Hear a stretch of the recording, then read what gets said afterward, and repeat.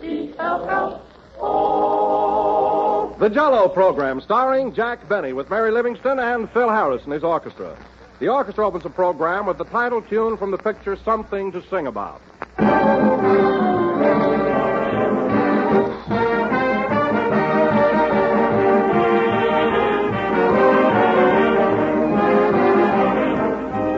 Back in the year 1904, Mr. H.W. Kircher of Kankakee, Illinois, happened to be visiting in Buffalo.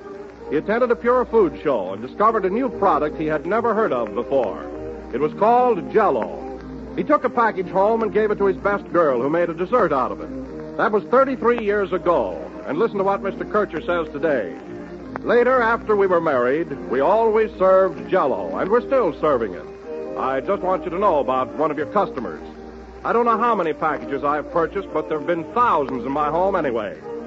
Well, we call that real loyalty, and Jell-O must be good to hold its friends for over 30 years. Jell-O was a great treat 30 years ago, but it's an even greater treat now, for the only changes that have been made in Jell-O are those that have made it even better. Today, Jell-O brings you a new, delicious, extra-rich fruit flavor, a full-bodied, real fruit goodness that's supremely satisfying. Order Jell-O from your grocer tomorrow. Look for those big red letters on the box. They spell Jell-O.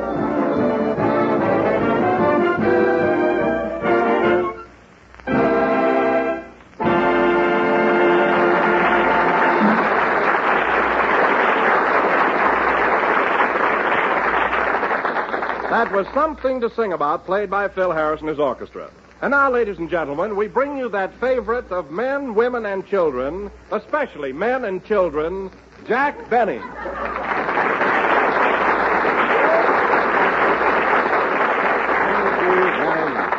Yes, sir. Hello again. This is Jack Benny talking. And, Don, that was an awfully nice introduction, up to the word especially. You know, I don't do so bad with the ladies either. Oh, I didn't mean that, Jack. I just feel that you're not as romantic as some of the other male stars in Hollywood, and I thought I'd point it out. Well, it's not nice to point. But let's forget that, Don. I've got something to tell you that's much more important, a real surprise. Oh, yes? What is it? Well, for a long time, I've been intending to make a certain move. It's been on my mind for weeks, and yesterday I did it. I'm like a kid with a new toy. Why? What did you do? Well, I finally traded in my car. You know, my car. You know, the one I've been driving around all the time. The Stanley steamer? Yep, the old Stanley. Yep. Well, it's about time you got rid of it. Now, wait a minute, Don. I know I've had it for a long while, but that car was in very good condition, and I've never had one bit of trouble with it. Well, then why did you trade it in? Well, I'll tell you, Don. I thought it was a little bit too old-fashioned for a young fella like me. You know how it is, why the girls won't even look at you nowadays unless you put on a flash. So I traded it in. Well, that's fine, Jack. What did you get? A Maxwell.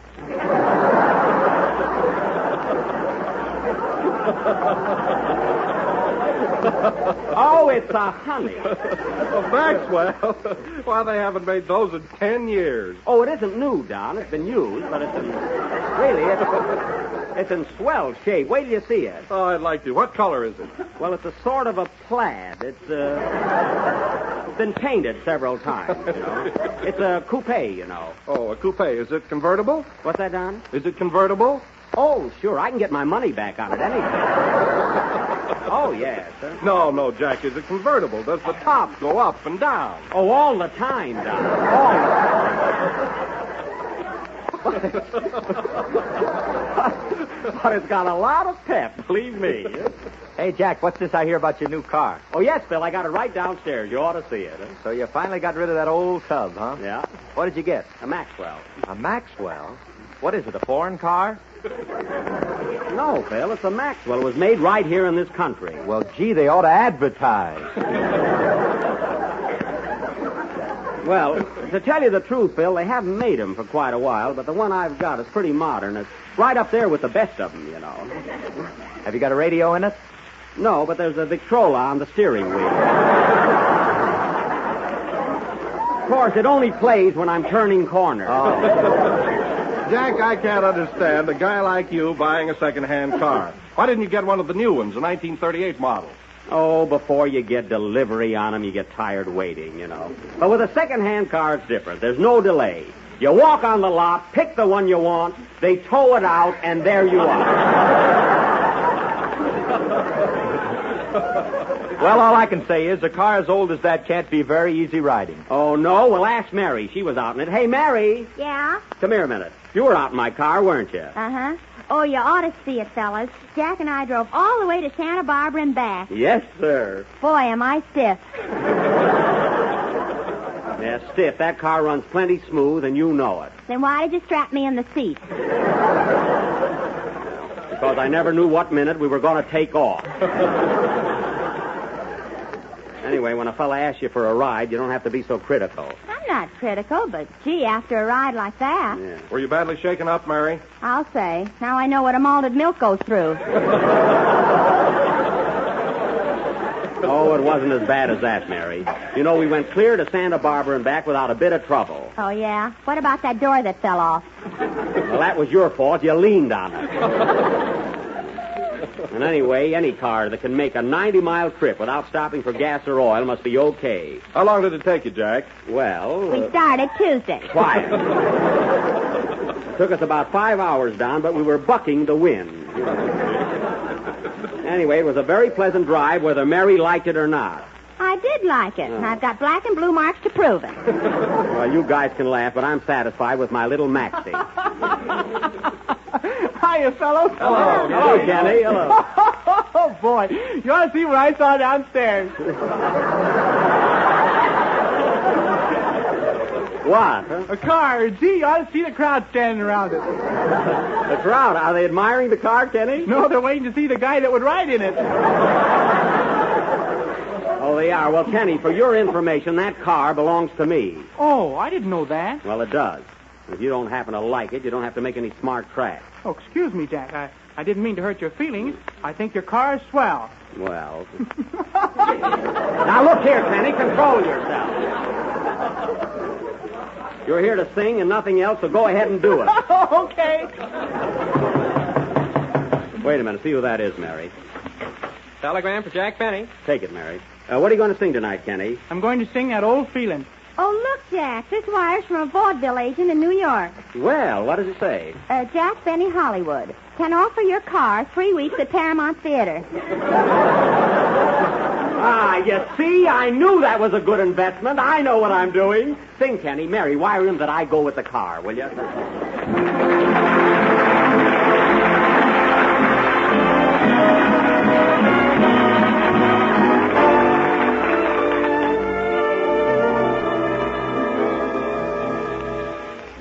I saw you last night and got that old feeling. When you came in sight, I got that old feeling. The moment that you danced by, I felt a thrill. And when you caught my eye, my heart stood still. Once again, I seem to feel that old yearning, and I knew the spark of love was still burning. There'll be no new romance for me. It's foolish to start, for that old feeling is still in my heart. Last night I started out happily. Last night my heart was so gay. Then suddenly something had happened to me, and I found my heart beating oh so fast. I saw you there and got that old feeling. When you came in, I got that old feeling. that you danced by, I felt a thrill. And when you caught my eye, my heart stood still. Again I seemed to feel that old yearning. I knew the spark of love was still burning. There'll be no new romance for me. It's foolish to start. For that old feeling, that old feeling is still in my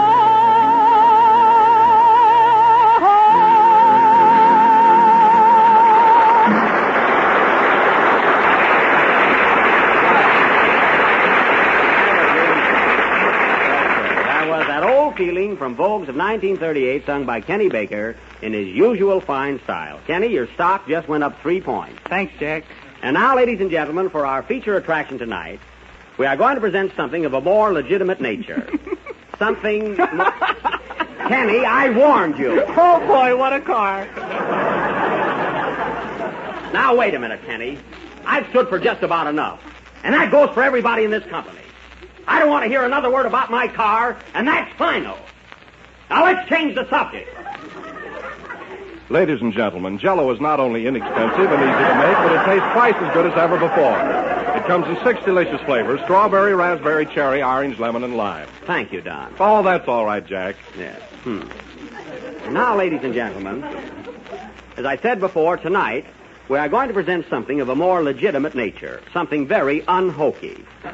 We are offering our version of 20th century's Fox's recent film success, Wife, Doctor, and Nurse. Please, Mr. Zanuck.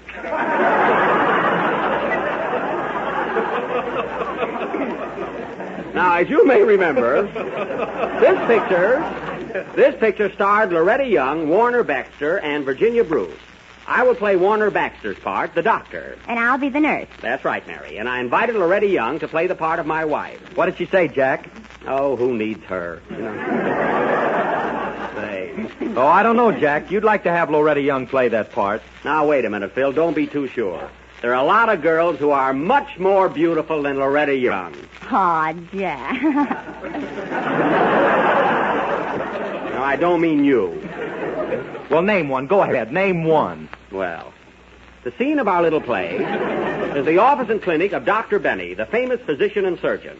You know, folks, I can hardly wait till I play this part. It's right up my alley. Oh, Kenny. Yes, Jack? Run out and get me a mustache. I want to look like Warner Baxter. Okay. Get him a face, too. Don't worry, I'll look all right. Hurry with that mustache, Kenny. I can't do a thing without it. Huh? Well, Jack, if the part in our play tonight is so important, why didn't you grow a real one?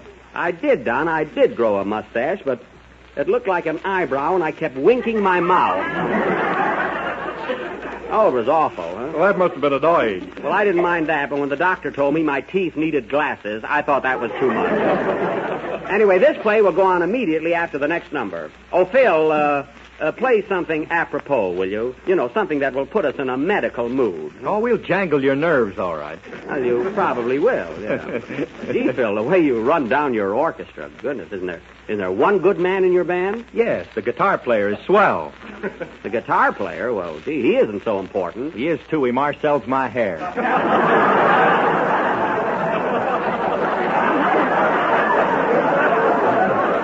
You do? Well, I must make an appointment with him. My hair needs a wave, doesn't it, Mary? Yeah, but you better do it quick. Oh, I don't know. I got all the hair I need. You have? Then what's that shiny spot in the back? That's where he parks his car. Oh. It is not. That's where I used to worry. And, Mary, I told you to lay off my car. It's my property. I bought it, and I'm the one that has to make the payments. Payments? I thought it came in a box of Cracker Jacks. Well, I suppose that doesn't cost money. Anyway, we're wasting a lot of time. Let's get in the mood for our sketch. Play something, Phil, while I get into my stethoscope. Mary, have you seen my white jacket any place?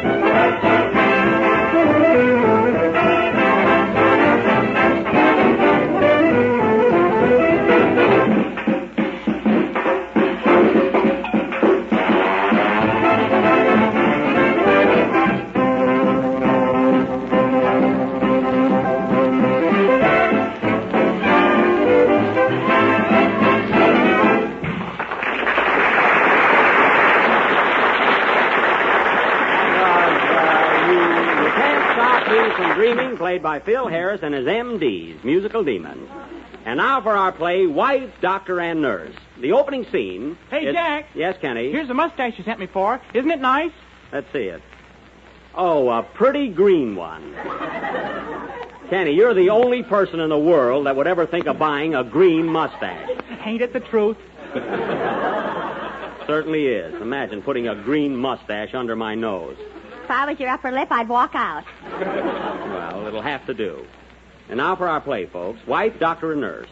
The opening scene is the office of Dr. Benny, where we find his staff, his nurse, and some assorted patients. Curtain. Music.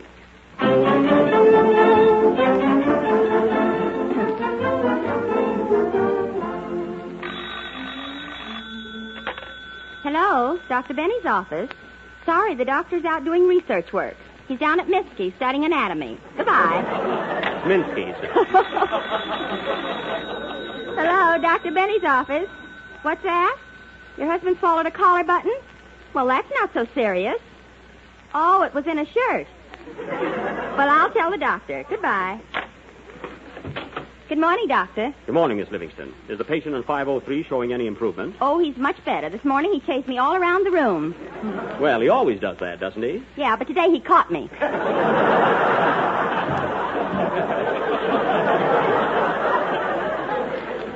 Well, we'll have to discharge him. Say, Doctor, are we operating on Mr. Wilson today? Yes, Doctor, yes. But first we must take another X-ray. What does this chart read, Miss Livingston? Here it is. He has a marked febrile reaction and a high leukocytosis. Mm-hmm. But the polynucleus cells and the lymphocytes show no toxic changes. Oh, that's terrible. Terrible. No, Doctor, that's good. Oh, is it? Well, that's fine. Only 2 guesses, and I got the wrong one. What about Mrs. Smith in 218? Well, Doctor, her scoliosis is impaired, but her opsonic index is below par. What do you think of that? Nothing. You're not going to catch me again. I'll be in my office for the next hour. Call me when we're ready for Mr. Wilson. I'll do that, Doctor. Oh, Dr. Benny. Yes, Dr. Baker. I wish you'd give me something. I got an awful stomach ache. Well, you're a doctor. Why don't you treat yourself? Not me. I charge too much.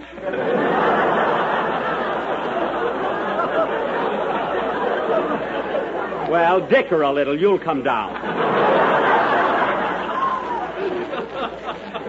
I'll be in my office, Miss Livingston. Miss Livingston. Miss Livingston. What's the meaning of this? What? Who put pants on that skeleton? I did. Doesn't he look cute? Shoot, who ever heard of a skeleton with pants? I saw it in Esquire. Well, take them off. Yes, sir. Oh, Doctor, I forgot to tell you, your wife is in the reception room. My wife? Show her right in. I can't. That's the part Loretta Young was supposed to play. Well, get somebody else to play it. We've got to go on. Get anybody. Oh, all right. It's a fine how do you do. This way, Mrs. Benny. Oh, hello, dear. Hello, darling.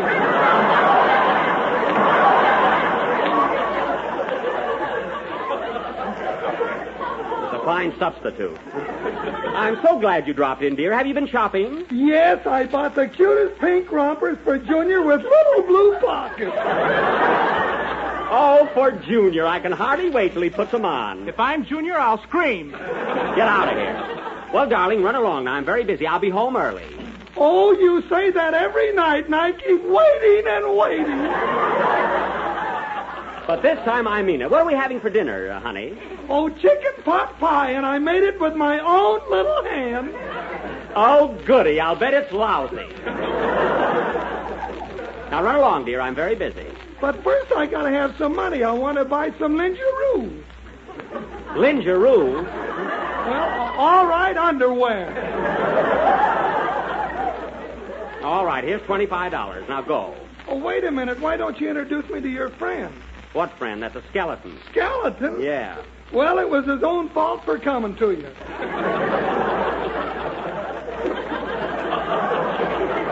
Now scram, dear. Get out of here. I got lots of work to do. All righty. Goodbye. It's a fine mix-up. I'm so mad I could operate on somebody. Yes? Oh, Doctor, we're all ready for Mr. Wilson. Fine. Get Dr. Baker and Dr. Harris immediately. First, we must have another X-ray to confirm the diagnosis. Prepare everything. Yes, Doctor.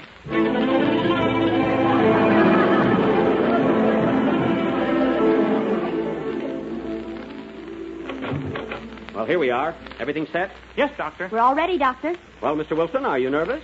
No, Doctor, not a bit. Well, I am. Have you had any new symptoms? No, Doctor, I still keep saying strawberry, raspberry, cherry, orange, lemon, and lime. And you still see those big red letters on the box? Oh, all the time. That's more serious than I thought. Well, we'll have to take another X-ray. Stand over there a little so you're in focus. Is this all right? Fine. Now, ready for the picture. Turn on the machine. Quiet, everybody. Quiet. Quiet. Quiet on the set. Camera. We're turning. Action. Dr. Baker, notice how high the right diaphragm is, and the epiglottis seems to...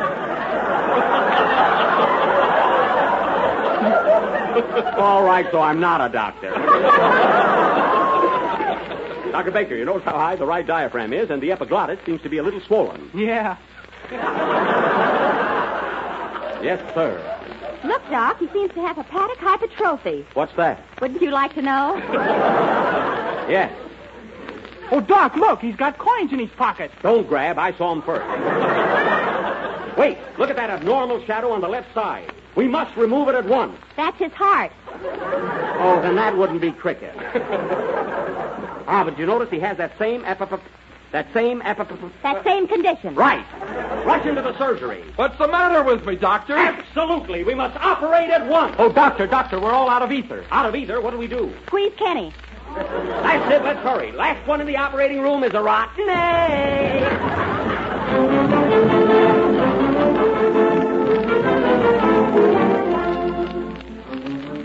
Well, Doctor, how's Mr. Wilson getting along? Fine.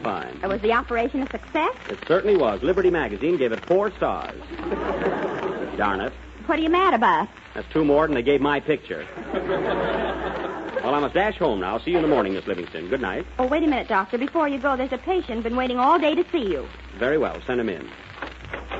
Step right in the office, sir. Thank you, my little white pigeon. Hello, Doctor. Hello, Schleppo. My, you got a fancy office with snappy furniture. I'll bet you're charging plenty. No. My fees are reasonable. $5 for an office visit and $15 if I come to your house. If you catch me home, I deserve it.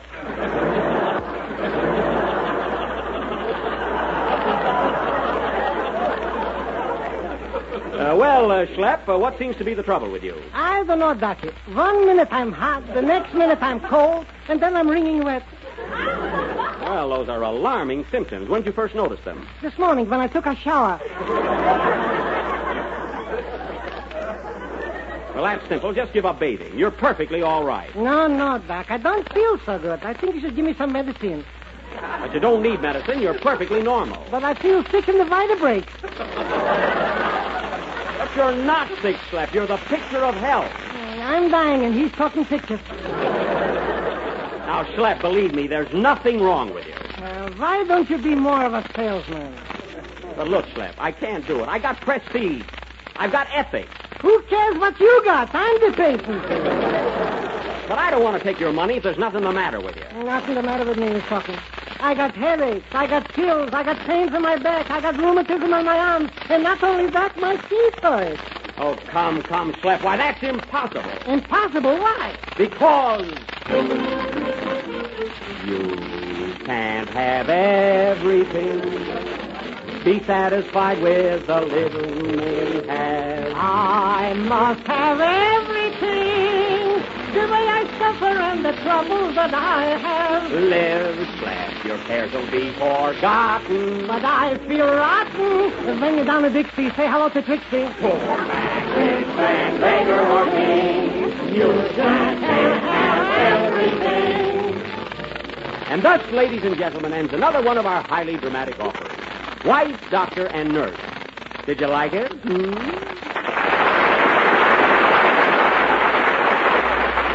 Well, play, Phil.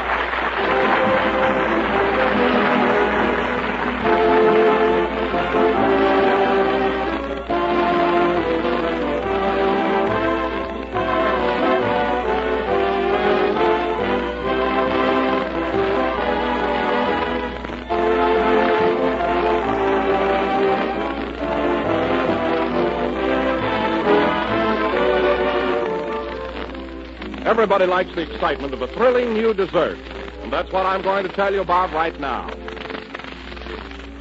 You'll find swell new recipes on every package of Jell-O, a tempting variety of suggestions for all kinds of desserts and salads that will give you many new ideas for planning your winter meals.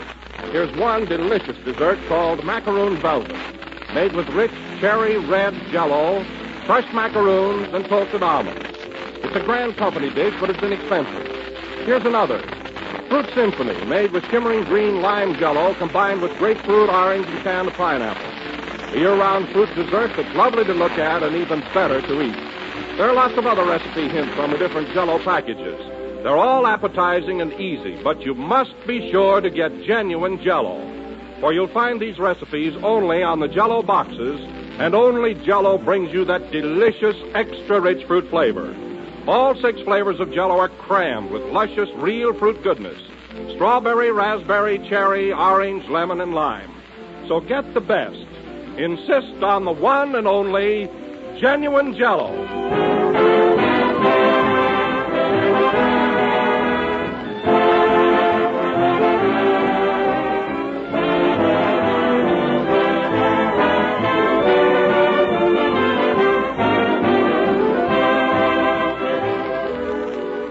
This is the last number of the 4th program in the new Jell-O series, and we'll be with you again next Sunday night at the same time. I hope you all liked our little play, and that you will all... Answer the phone, Mary. Hello? Yes? Oh, Jack, it's Loretta Young. Well, tell her it's too late. Not for what she has to say. Good night, folks.